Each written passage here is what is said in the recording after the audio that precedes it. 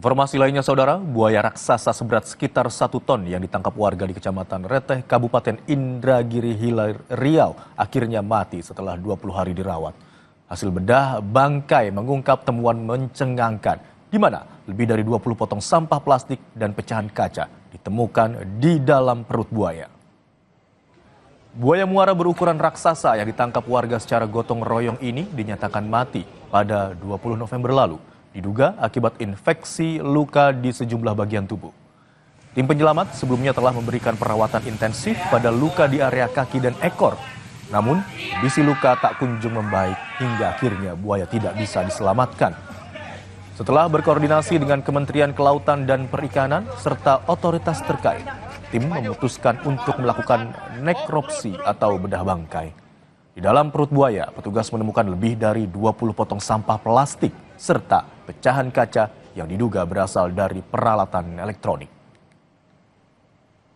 Perut, di lambung dan di usus kita ketemukan lebih dari 20 sampah plastik dengan berbagai jenis ukuran, pipet plastik, tutup botol plastik, pisau kecil yang bergagang plastik, serta kita menemukan beberapa batu kerikil dan pecahan kaca yang kami indikasikan karena dia melengkung itu berasal dari sebuah TV tabung.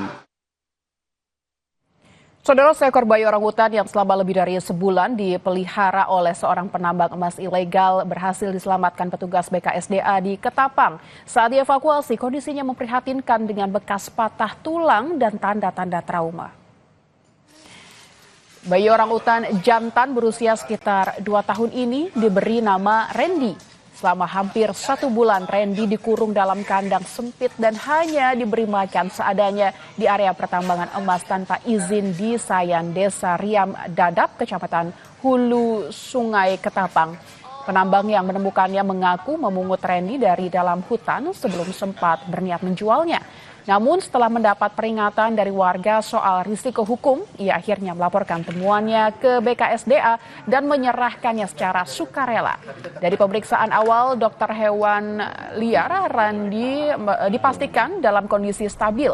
Meski demikian, ia membutuhkan perawatan lanjutan karena terdapat bekas patah tulang di paha kiri yang mulai menyatu.